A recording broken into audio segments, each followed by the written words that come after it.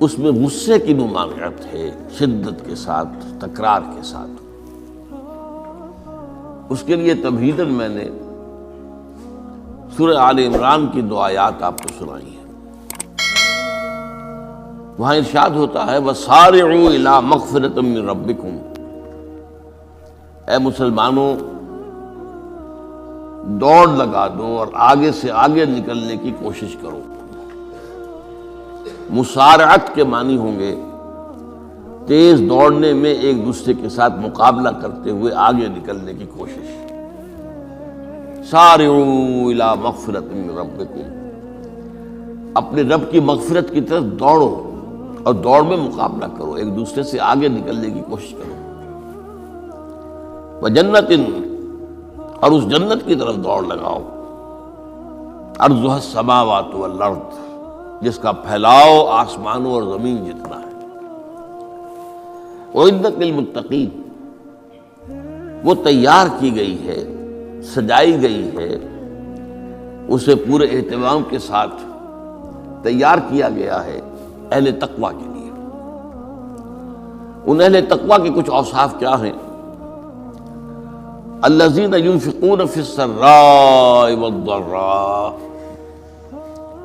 وہ لوگ کہ جو خرچ کرتے ہیں، مراد ہے اللہ کی راہ میں، اور اللہ کی راہ میں خرچ کرنے کی 2 مدیں ہیں۔ اللہ کی رضا کے لیے اس کے بندوں میں سے جو محتاج ہوں، جن کو کوئی ضرورت لاحق ہو، ان کی مدد کرنا، یتیم ہوں، بیوائیں ہوں، مسکین ہوں، کوئی قرض تلے دب گئے ہوں، وہ سب کے سب اس میں آ جائیں گے۔ لہذا دوسری مد کیا ہے؟ وہ ہے اللہ کے دین کے لیے خرچ کرنا،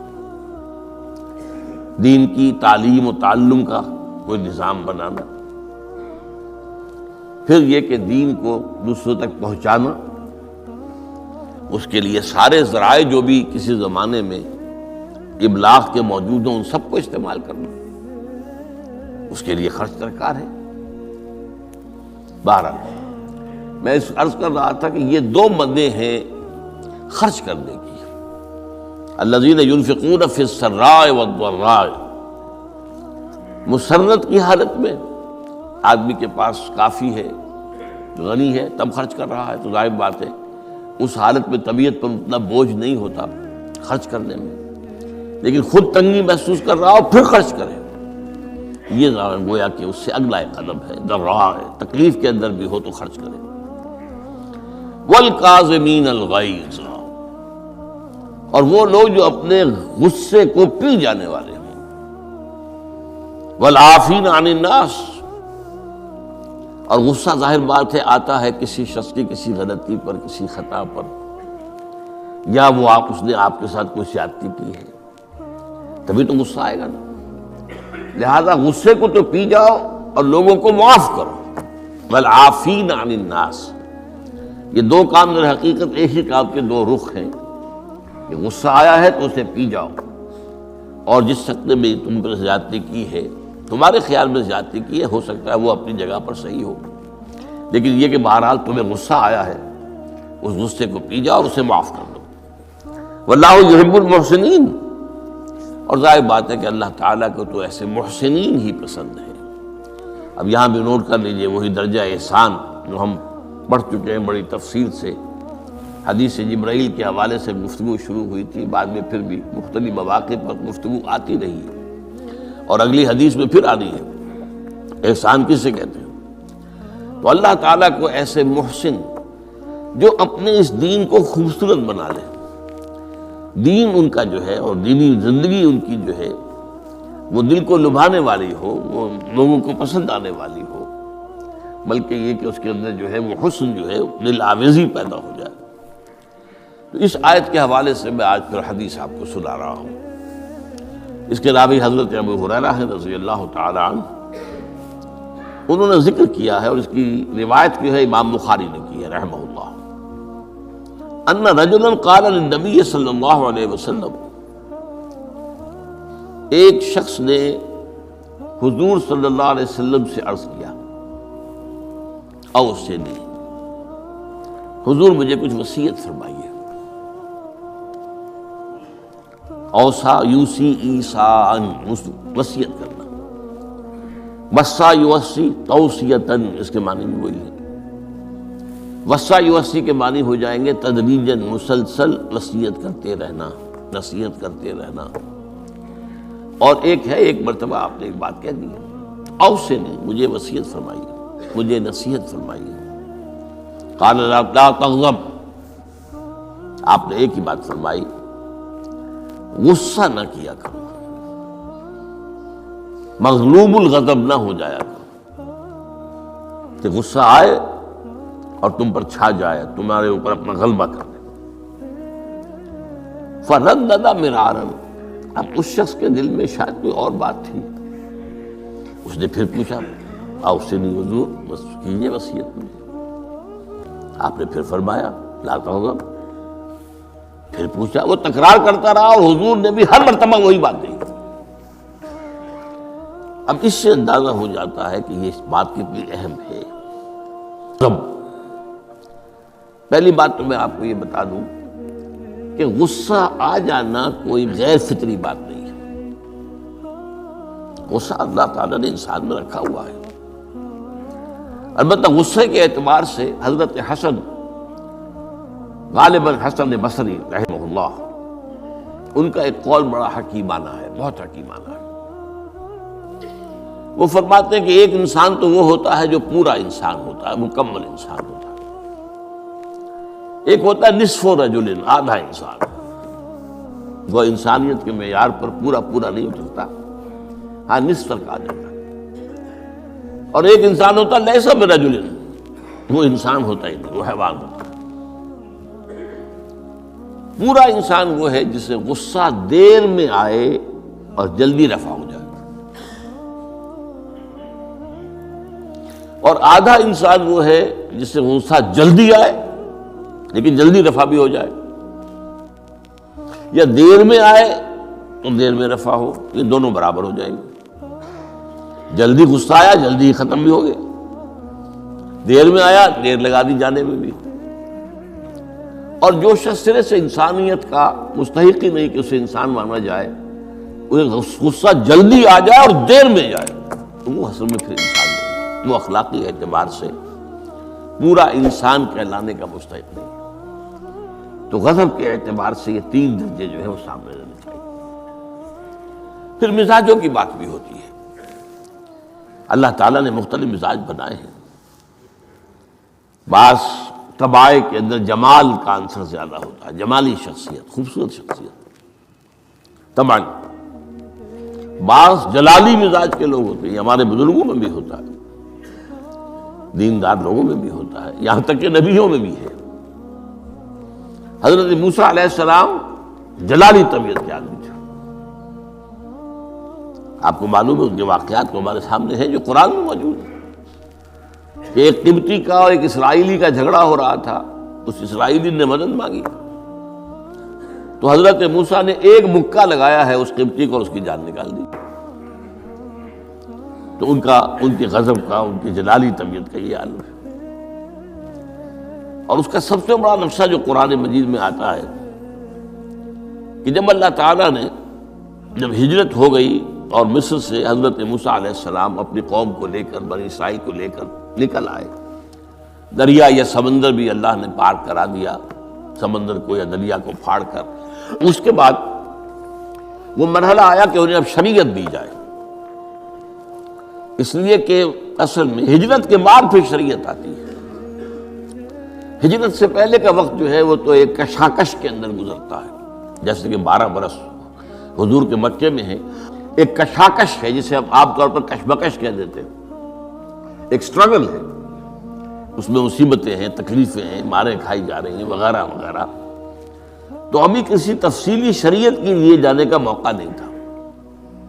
نماز بھی جا کر 5 وقتہ جو ہے وہ سن 1190 میں فرض ہوئی ہے، یعنی آپ سمجھئے کہ ہجرت سے 1-1.5 سال پہلے۔ اس کے علاوہ زکوٰۃ کا کوئی نظام ابھی باقاعدہ کہ یہ اتنے میں سے اتنا کوئی نہیں۔ ہاں عام طور پر لفظ زکوٰۃ استعمال ہوا ہے، اپنے مال کو پاک کرو، پاک کرتے رہا کرو، مال میں سے صدقہ خیرات نکالتے رہا کرو، اس سے وہ مال پاک ہو جاتا ہے۔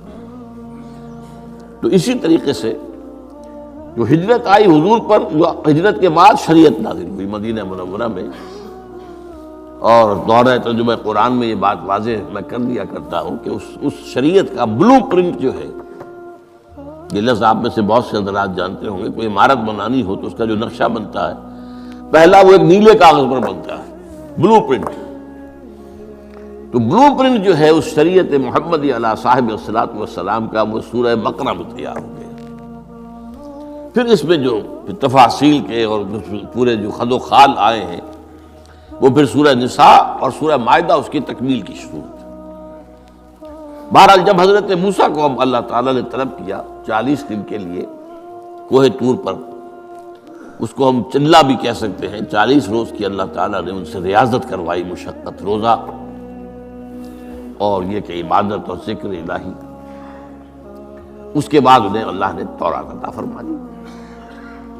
اس میں آپ کو یاد آ جانا چاہیے حضور سے بھی قرآن مجید کے نزول سے قبل اسی طرح کا معاملہ غار حرا میں آپ کی جو خلوت گزینی ہوتی تھی، اور وہاں پر جو بھی آپ اب کیا عبادات کرتے تھے یہ ہمیں معلوم نہیں ہے، لیکن یہ ہے کہ عام طور پر جو محدثین نے کہا ہے کان صفت تعبدہ فی غار حرا التفکر بالاعتبار، غور و فکر کرتے تھے یہ کائنات کیا ہے، کیا اس کا نظام ہے، یہ معاشرہ ہمارا کدھر جا رہا ہے، یہ خرابیاں کیوں بڑھ رہی ہیں، یہ کیوں انسان کا خون کرتا ہے، یہ کیا بات ہے، یہ کیا وجہ ہے کہ کچھ لوگ بھوکے مر رہے ہیں اور کچھ لوگ جو ہے ان کے پاس بہت دولت جمع ہو گئی۔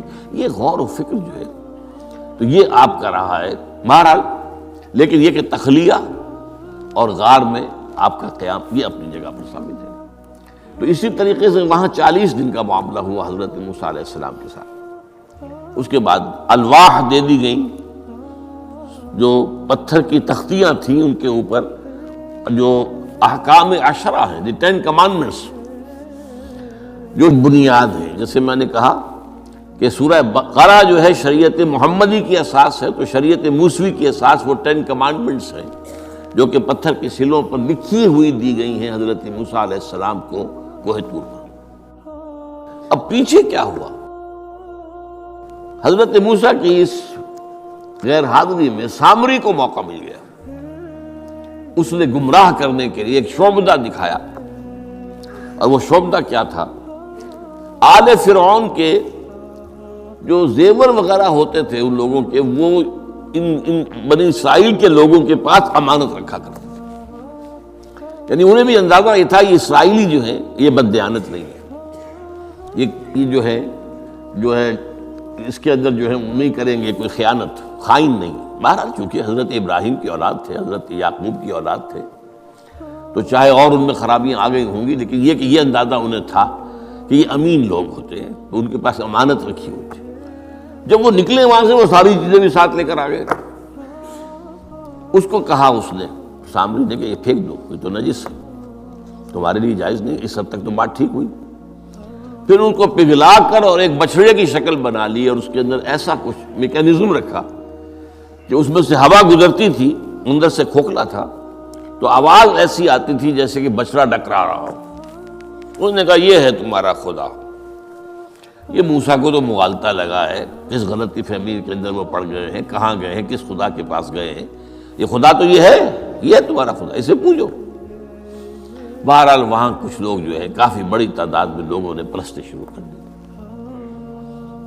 اب جب اللہ نے بتایا اے موسیٰ تمہاری قوم پیچھے فتنے میں پڑ چکی ہے، اور اس کی بھی ایک عجیب بات ہے، اس بتائی دوں آپ کو کہ حضرت موسیٰ کے لیے جو اللہ نے وقت معین کیا تھا کوہ طور پر آنے کا، آپ اس وقت مقرر سے پہلے پہنچ گئے۔ شوق اللہ نے ایکسپلینیشن کال کی، یہ سورہ طٰہٰ میں موجود ہے۔ ما اعجلک عن قومک یا موسیٰ، موسیٰ یہ تم اپنی قوم کو چھوڑ کر جلدی کیوں آ گئے؟ ابھی تو وقت معین نہیں آیا، کیوں آ گئے؟ اب حضرت موسیٰ تعجب سے کہتے ہیں کہ مجھے تو شاباش ملنی چاہیے تھی کہ تو میرا شوق دیکھ، میرا اشتیاق دیکھ، اور الٹی جو ہے ایکسپلینیشن کال کرنی پڑ رہی ہے۔ قال عجلت الیک ربی لترضی، پروردگار میں تو جلدی کر کے آیا اس لیے تو راضی ہو جائے کہ تیرے طلب کرنے پر میں وقت معین سے بھی پہلے پہنچ گیا ہوں۔ فرمایا نہیں، یہ اجرت جو ہے یہ ایسی خطا ہے تمہاری کہ تم نے در حقیقت جو یہ غلطی کی ہے اس کی وجہ سے سامری کو موقع مل گیا ہے کہ اس نے تمہاری قوم کو اضلھم السامری، سامری نے گمراہ کر دیا۔ یہ خبر پا کر اب حضرت موسیٰ علیہ السلام جب آئے ہیں واپس اپنی قوم، اس کے لیے جو الفاظ آئے ہیں یہ سورہ اعراف کے اندر ہے، فلما رجع موسیٰ الی قومہ غضبان اسفا۔ یہ غضبان، یہ غضب کی ایک انتہائی شکل ہے۔ اس وزن پر عربی زبان میں جو الفاظ آتے ہیں وہ کسی شے کی شدت کو ظاہر کرتے ہیں۔ انا جوعان، میں بھوک سے مرا جا رہا ہوں۔ انا عطشان، میں پیاس سے مرا جا رہا ہوں۔ اسی طرح رحمان، جس میں رحم جو ہے وہ ٹھاٹھے مارتے سمندر کے مانند ہے۔ تو اس وزن پر جو الفاظ آتے ہیں اسی وجہ سے غضبان، تو میں کہہ رہا تھا یہ ہے جلالی طبیعت حضرت موسیٰ علیہ السلام کی، کہ انہیں جب یہ اندازہ ہوا کہ میری قوم کے کچھ لوگ جو ہیں وہ اس طریقے سے گمراہ ہو گئے، مشرک ہو گئے، وہ شرک بھی جلی شرک، خفی شرک نہیں، باقاعدہ ایک پرستش جو ہے ہو رہی ہے ایک بشرے کی، اسے خدا مانا جا رہا ہے۔ اسفا، بہت ہی متاسف۔ اب یہ دو الفاظ آ گئے، غضبان، اسفا، ایک جانب غضبناک اور دوسری طرف انتہائی افسوس اور رنج کی کیفیت۔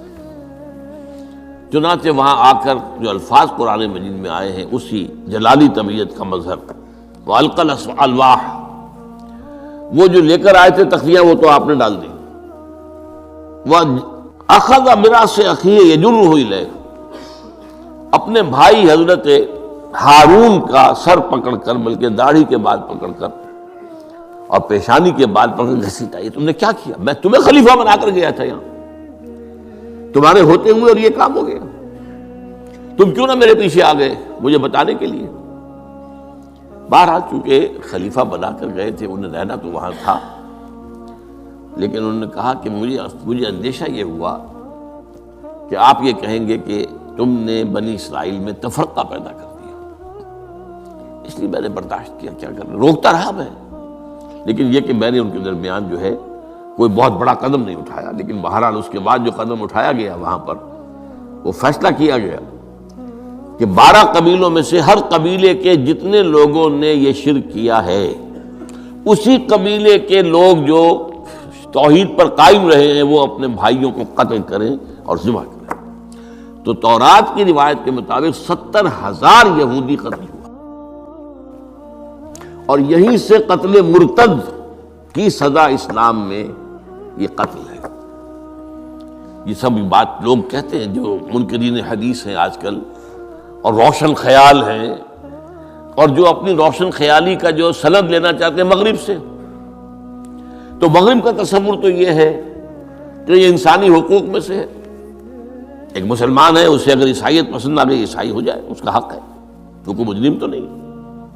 یہ تمہاری شریعت میں یہ کہ قتل کر دیا جائے، یہ تو جو حقیقت جو بنیادی حقوق ہے انسان کے اس کے خلاف ہے۔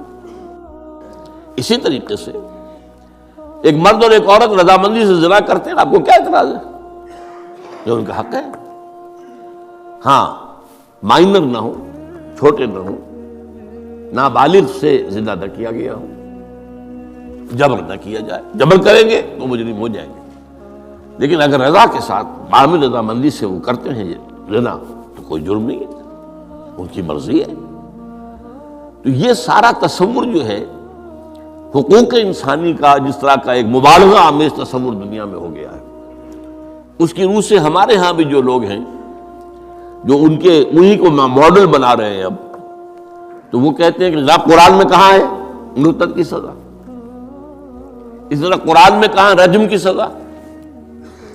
تو یہ جان لیجئے کہ یہ دونوں سزائیں حضور نے اپنی سنت کے ذریعے سے نافذ کی ہیں، لیکن اخذ کی ہیں تورات سے۔ ظاہر بات ہے کہ حضور سے پہلے جو شریعت موسوی تھی وہ لاگو تھی، یہودیوں کے لیے شریعت موسوی تھی، آج تک بھی ہے۔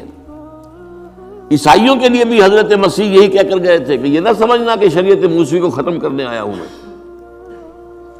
Law of Moses, don't think I have come to destroy law. This law of Moses will be applicable to you. وہ تو سینٹ پال نے ختم کیا ہے. اور آج کی عیسائیت جو ہے یہ عجیب مذہب ہے جس میں کوئی قانون ہے ہی نہیں. لیکن یہ کہ اسلام میں بہرحال انسانی حقوق کے بھی حدود ہیں، ان حدود کے اندر انسانی حقوق ہوں گے. ہاں اگر آپ مسلمان ہیں اور آپ کو کوئی اور پسند آ گیا، آپ مسلمان ملک کو چھوڑ دیجیے، دارالاسلام کو چھوڑ دیجیے، بات چلے جائے گی. لیکن یہ ہے کہ دارالاسلام میں رہتے ہوئے آپ کو اختیار نہیں ہے. اس کی وجہ ہے کیونکہ اسلامی ریاست کی بنیاد ایک نظریے پر ہے. وہ نسل پر نہیں ہے، وہ رنگ پر نہیں ہے، وہ زبان پر نہیں ہے، نظریے پر. نظریے کو کمزور کر دینے والی شے یہ ہے کہ لوگ سازش کر کے ایک وقت میں ایمان لائیں اور پھر مرتد ہو جائیں تاکہ اسلام کی ہوا اکھڑ جائے. اور اس کا معاملہ سورہ آل عمران کے اندر موجود ہے کہ وقالت طائفۃ من اہل الکتاب آمنوا بالذی انزل علی الذین آمنوا وجہ النہار واکفروا آخرہ لعلہم یرجعون. دیکھو بھئی یہ جو بڑی دھاک بیٹھ گئی ہے اسلام کی اور ایمان کی. جو شخص ایمان لے آتا ہے چاہے اسے انگاروں پر ڈال دیا جائے وہ ایمان کو نہیں چھوڑتا. تو یہ ایک ساکھ ہو گئی نا، ایک گڈ ول ہے ایمان کی، ایک ساکھ. جو چاہو کر لو اس کو قتل کر دیا. ابو جہل نے حضرت سمیہ اور حضرت یاسر رضی اللہ تعالیٰ عنہما دونوں کو قتل کر دیا. انہوں نے کلمہ کفر زبان سے نکالنا پسند نہیں کیا، حالانکہ اجازت ہے جان بچانے کے لیے. ایمان دل میں قائم رہے، زبان سے کلمہ کفر کہہ دیا جائے صرف جان بچانے کے لیے جائز ہے، اجازت ہے. چنانچہ حضرت سمیہ اور حضرت یاسر کے بیٹے عمار نے جان بچانے کے لیے کلمہ کفر کہا اور پھر ان پر شدید پشیمانی طاری ہوئی. لیکن حضور نے انہیں اطمینان دلایا کہ نہیں، اس کی بھی اجازت ہے.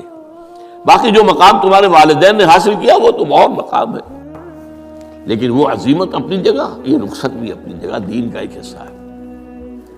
بہرحال سازش کیا کی؟ آمنوا بالذی انزل علی الذین آمنوا وجہ النہار. ایسے کرو کہ صبح کے وقت تو ایمان لے آؤ، اے لوگو، اے مسلمانوں، جو کتاب تم پر نازل ہوئی ہم بھی ایمان لاتے ہیں، ہم بھی مومن ہو گئے. دن بھر رہو. اب اس میں یہ اضافے میرے ہیں، ذرا حضور کے قریب رہو، صحبت قریب سے، تاکہ لوگ دیکھ لیں یہ دن بھر حضور کی صحبت میں رہے ہیں، قریب رہے ہیں. شام کو کافر ہو جاؤ، مرتد ہو جاؤ، یہ دیکھ لیا ہم نے، یہ تو دور کے ڈھول سہانے ہیں، ہم نے اندر جا کر دیکھ لیا، کوئی بات ہے ہی نہیں، کوئی خاص بات نہیں. اس سے کیا ہوگا؟ لعلہم یرجعون. کچھ نہ کچھ لوگ ضرور جو ہے وہ متزلزل ہو جائیں گے. آخر سب لوگ تو برابر کے نہیں ہوتے، نہ ہر زن نست و نہ ہر مرد مرد. کمزور ایمان والے لوگ بھی تو تھے نا آخر، اور ان سے بھی نیچے منافقین بھی موجود تھے. لیکن کمزور ایمان والوں کے دل کے اندر بھی خدشہ پیدا ہوا ہوگا، وسوسہ اندازی کا شیطان کو موقع مل گیا کہ بھائی کوئی بات دیکھی ہوگی نا، انہوں نے بڑے بھلے لوگ تھے، بڑے اچھے لوگ تھے، بڑی نیک نیتی سے ایمان لائے تھے، اور حضور کی صحبت میں اور محفل کے اندر بڑے مؤدب ہو کر بیٹھے رہے تھے، بڑی توجہ سے انہوں نے حضور کا کلام سنا تھا.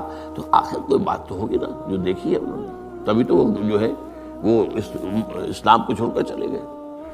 اس فتنے کا سد باب کرنے کے لیے قانون بنا ہے، جو اسلام لائے دیکھ بھال کر لائے. اس لیے کہ ظاہر بات ہے کہ یہ تو اب ایک وادی، اس کے اندر قدم رکھنا ہے جس میں مشکلات بھی آئیں گی، تکالیف بھی آئیں گی. لیکن یہ کہ بہرحال اس سے رجوع کرنے کا پھر حق نہیں ہوگا. اسلام اگر چھوڑو گے تو قتل کیے جاؤ گے. یہ کنڈم کرنا اس کو شریعت اسلامی کے خلاف بغاوت ہے. قرآن میں نہیں ہے، لیکن از روئے قرآن تورات پر بھی لفظ قرآن کا اطلاق ہوتا ہے. چنانچہ مکے کے کفار اور مشرکین کا قول نقل ہوا ہے، قالوا لن نؤمن بهذا القرآن والذی بین یدیہ. انہوں نے کہا نہ تو ہم اس قرآن پر ایمان لائیں گے جو محمد پیش کر رہے ہیں اور نہ اس قرآن پر جو ان سے پہلے ہے. تو تورات کو بھی ایک معنی میں قرآن کا لفظ جو ہے اس کا اطلاق ہوتا ہے. تو حضور صلی اللہ علیہ وسلم نے یہ دو سزائیں جو ہیں قتل مرتد اور رجم کی سزا بھی ظاہر بات ہے قرآن میں نہیں ہے، مانتے قرآن میں نہیں ہے، لیکن شریعت جو ہے وہ صرف قرآن پر مبنی نہیں ہے. بس یہ بات ایک اصول موٹی، شریعت کی دو بنیادیں مستحکم ہیں، مستقل بالذات ہیں، انڈیپینڈنٹ آف ایچ ادر، کتاب اللہ و سنت رسول صلی اللہ علیہ وسلم. اللہ کی کتاب اور اللہ کے رسول کی سنت، صرف قرآن نہیں ہے. یہ اہل قرآن جو بھی کہلاتے ہوں، جن کو منکرین حدیث کہنا چاہیے، جو یہ قرآن مجید کو ہی سمجھتے ہیں کہ بس یہی بہت کافی ہے، اس کی پھر تعبیریں جو کرتے ہیں، ان میں سے دو آدمی بھی نماز پر متفق نہیں. نماز کتنی ہوں گی، نماز ہے بھی کہ نہیں، صلاۃ کے معنی نماز ہے بھی کہ نہیں متفق نہیں. کیسے ہوں گے؟ جو سنت رسول سے معین ہوا ہے، صلو کما رأیتمونی اصلی، نماز پڑھو جیسے مجھے دیکھتے ہو میں نماز پڑھتا ہوں. سارا معاملہ تو اس سے ہے. تو بہرحال اس اعتبار سے یہ جو میں نے آپ کو حضرت موسیٰ علیہ السلام کا معاملہ بتایا، تو اس میں ایک بات قائم کرنا چاہتا ہوں آپ کے ذہن میں کہ غضب کب آتا ہے انسان کو، غصہ کب آتا ہے. کسی نہ کسی حمیت پر زد پڑتی ہے تو غصہ آتا ہے. یا تو حمیت ذات ہے، آپ نے محسوس کیا میری ذات کے اوپر جو ہے حملہ کیا گیا ہے، میری شہرت پر، میری عزت پر، لہذا غصہ آئے. یا یہ کہ میرے خاندان پر کوئی حرف لایا گیا ہے، بے حرمتی کی گئی ہے، یا میری قوم اور وطن پر، اور یا اللہ کے دین پر. تو اس میں حمیت دینی پر غصہ آنا یہ ظاہر بات ہے کہ مستثنیٰ ہو جائے گا ان غصوں سے جو حمیت ذاتی پر آیا ہے، یا حمیت عائلی پر آیا ہے، یا حمیت قومی و وطنی پر آیا ہے.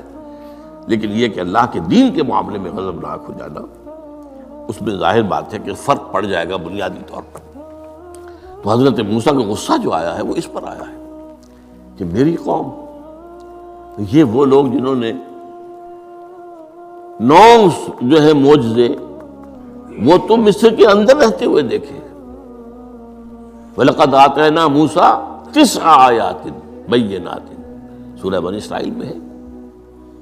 9 معجزے، شروع میں 2 تھے پھر آتے چلے گئے، اور پھر اتنے بڑے بڑے معجزے دیکھے.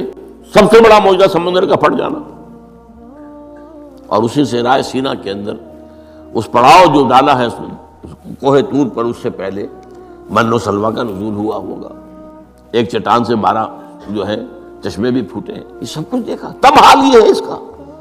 تو اس پر غصے کا آنا، غضبناک ہو جانا، یہ گویا کہ بالکل معقول ہے، قرین قیاس ہے. اس میں بھی ایک اور مثال ہے اللہ کے رسولوں میں سے، انہیں بھی حمیت دینی پر غضبناک ہوئے اور انہیں غصہ آیا شدید. وہ حضرت یونس علیہ السلام تھے.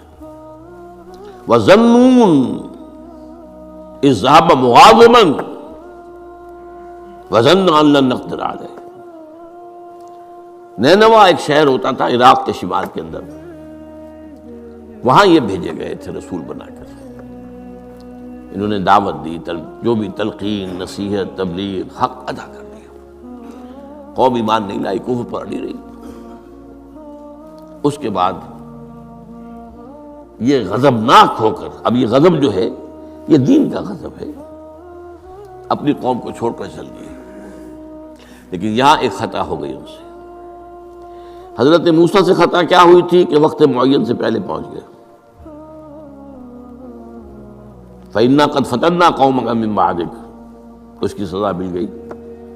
یہاں غلطی کیا ہوئی کہ رسول جو قوم کی طرف بھیج دیا جائے، جس قوم کی طرف یا جس شہر کی طرف یا جس علاقے کی طرف، جب تک ایکسپریس پرمیشن اللہ کی نہ آ جائے رسول جگہ چھوڑ کر نہیں جا سکتا. یہاں یہ ہے کہ وہ اتنے غضبناک ہو گئے کہ یہ بات جو ہے یہ ذہن کے سامنے نہ رہی، اور آپ اپنی قوم سے ناراض ہو کر یہ بدبخت قوم جو ہے اب یہ تو ہلاک ہو کر ہی رہے گی، تو یہ چھوڑ کر چلے گئے، یہ غلطی ہوئی۔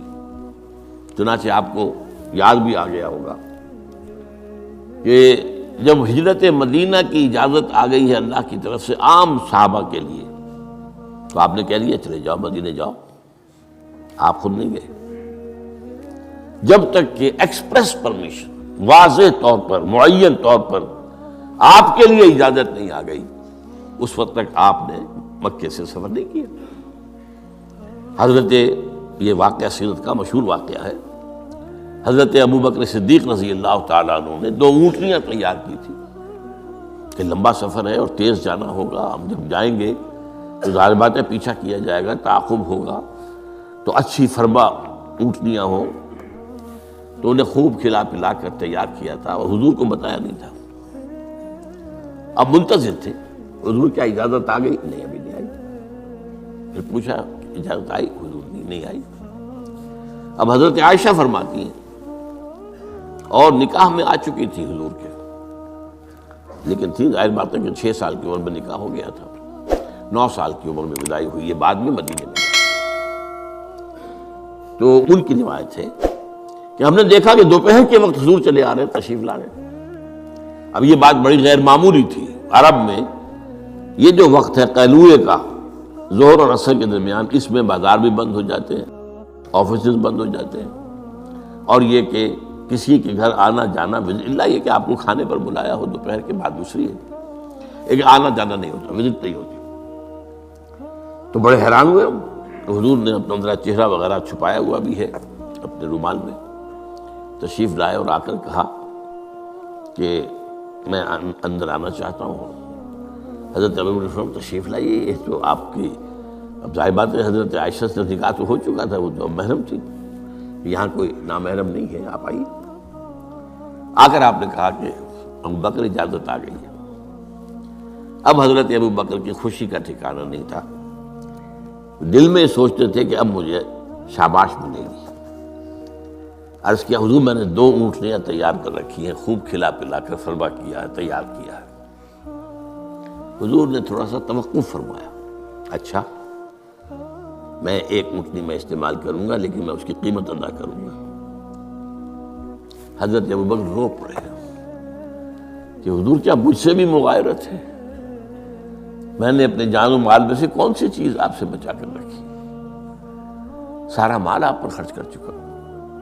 آپ نے اشارہ کیا حضرت عائشہ کے بارے میں، تو ایک مرتبہ پوچھا ہے کہ وہ تو آپ کی بھتیجی ہے، کیسے آپ کے کا نکاح ہوگا؟ کہ وہ دینی معاملہ ہوتا ہے، میں تم میرے دینی بھائی ہو، یہ کچھ بھی بھائی تو نہیں ہو۔ بس اتنا کہنے کی دیر تھی، بیٹی پیش کر دی۔